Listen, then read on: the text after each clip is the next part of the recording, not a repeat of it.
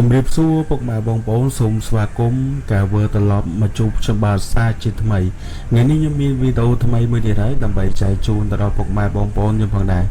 វីដេអូនេះខ្ញុំយកមកពីពេកភាសាព័ត៌មានតែម្ដងអញ្ចឹងកុំឲ្យខាតពេលវេលាយូរ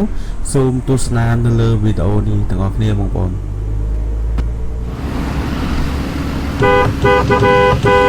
មកមិនធម្មតាទេបងប្អូនឃើញអត់ជាមួយខ្ញុំសារមកក្រោយណែបាទគឺគាត់លើកដៃបាទលើកដៃបលែងមានន័យថាម៉ូតូគាត់កំពុងតែជិះទៅមុខគាត់តែគាត់បលែងដៃមកចងកាម៉ានៅលើក្បាលរបស់គាត់នេះបងប្អូនអញ្ចឹងកតាគ្រោះថ្នាក់គឺកើតឡើងមកពីអញ្ចឹងបងប្អូនអញ្ចឹងបើសិនជាបងប្អូនជិះម៉ូតូអញ្ចឹងឬក៏កាម៉ារបូតពីលើក្បាលអញ្ចឹងគួរណាស់តែជប់ម៉ូតូដើម្បីចងទៅបាទហើយណាមួយក៏ជិះម៉ូតូនេះអត់មានដូចជាមានកញ្ចក់ដែរបងប្អូនឃើញដូចជាមានដឹងទៅនេះវាសារតែខ្ញុំមើលរឿងឆ្ងាយណាបងប្អូនប៉ុន្តែអ្វីដែលសំខាន់គឺដៃបាទមើលដៃរបស់គាត់បងប្អូនជាមួយខ្ញុំព្រិចឲ្យមើលតិច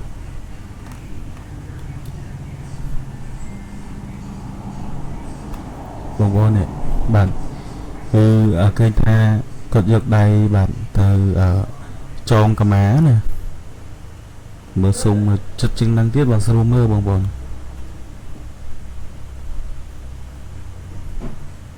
អូដូចជាមានកញ្ចក់បងប្អូនណាដូចជាមានកញ្ចក់ប៉ុន្តែគាត់អត់បានពាក់មួកសុវត្ថិភាពទេអញ្ចឹងកត្តាគ្រោះថ្នាក់មកពីការធ្វើប្រហែលអញ្ចឹងបងប្អូនអត់គោរពច្បាប់ដូចជាមិនគោរពអាយុជីវិតខ្លួនឯងអញ្ចឹង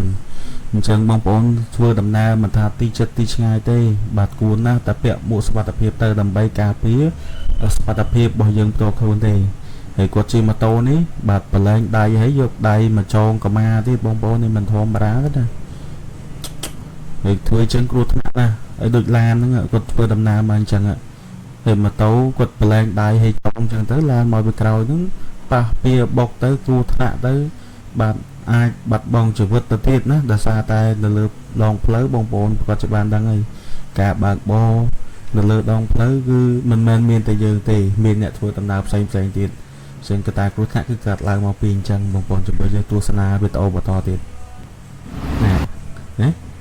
បងប្អូនឃើញណាបាទគាត់យកដៃចងណាបាទអូរេឡើងលើទៀតបងប្អូនណា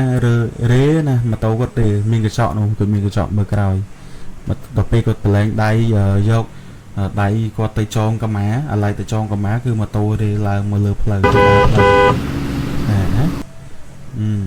គ្រោះថ្នាក់កត្តាកើតឡើងគឺដោយសារតែអញ្ចឹងបងប្អូនបាទនេះចាំមើលឥឡូវខ្ញុំស៊ុំអញ្ចឹងមើលបងប្អូនណាមើលអញ្ចឹងដើម្បីឲ្យបងប្អូនយើងបានមើលឃើញកាន់តែច្បាស់នេះទៅលើកដៃចង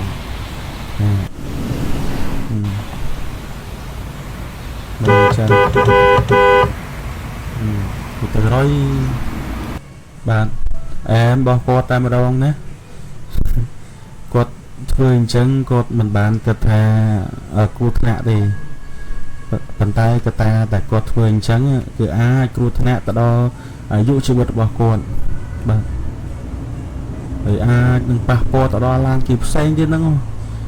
ណាឡានធ្វើដំណើរស្របទៅគ្នាអញ្ចឹងស្រាប់តែមានបញ្ហាថាឡានបុកពីក្រោយហើយចុះបើគាត់លើអញ្ចឹងបងប្អូនឥឡូវបងប្អូនជាក់ស្ដែងណាមិនកាន់ជើងខាងរថយន្តមិនកាន់ជើងខាងម៉ូតូណាទេប៉ុន្តែយោងទៅតាមវីដេអូនេះបងប្អូនប្រកាសជាបានឃើញហើយទស្សនាជាមួយនឹងខ្ញុំបាទនេះហើយបាទជើងគ្រោះថ្នាក់អញ្ចឹងវីដេអូនេះខ្ញុំធ្វើរឿងវែងបន្តិចដើម្បីចង់ចែករំលែកទៅលើវីដេអូនេះដើម្បីឲ្យបងប្អូនយើងចូលរួមពិចារណានិងខមមិនតាមការគោលទាំងអស់គ្នាតើបរិសម្នាក់ហ្នឹងបងប្អូនគាត់ជិះម៉ូតូយ៉ាងហ្នឹងនេះបាទគាត់មិនគោរពទាំងអាយុជីវិតរបស់គាត់ផងមិនគោរពអាយុជីវិតរបស់គាត់ក៏ហើយចោះប៉ុន្តែធ្វើអញ្ចឹងគឺប៉ះពាល់ទៅដល់អ្នកធ្វើដំណើរតាមដងផ្លូវផ្សេងដែលគេមិនដឹងអីនោះបាទទៅប៉ះពីគាត់ពីក្រោយទៅបាទដល់ពេលមានបញ្ហាមានគ្រោះថ្នាក់ចោតតាឡានខុសណាអញ្ចឹងបងប្អូនអញ្ចឹងទៅហើយទីតាំងហ្នឹងដូចជានៅ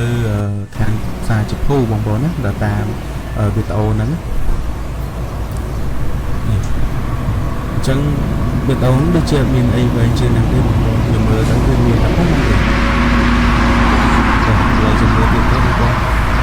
មានអីយល់ទេ វីដេអូនេះខ្ញុំបានមើលមុននេះខ្ញុំគាត់ថាអស់ឃើញទៅយកមកធ្វើដើម្បីចែកជូនដល់ពុកម៉ែបងប្អូនយើងទស្សនាទុកជាសារអប់រំមួយនៅលើវីដេអូនេះបងប្អូនអត់មានអីទៀតទេអញ្ចឹងអស់វីដេអូត្រឹមហ្នឹងហើយហើយគាត់ក៏បន្តទៅមុខទៀតដែរបាទអញ្ចឹងអរគុណណាពីសំណាក់ពុកម៉ែបងប្អូនយើងដែលកំពុងទស្សនានៅលើវីដេអូនេះអញ្ចឹងវីដេអូមានតែប៉ុណ្្នឹងទេបាទបើសិនជាចូលចិត្តកុំភ្លេចជួយចុច like បាទ comment ម្នាក់មួយផងដែរដើម្បីជាកម្លាំងចិត្តរបស់ខ្ញុំបាទឲ្យខ្ញុំបាទផលិតវីដេអូបន្តទៀតបាទសូមអរគុណ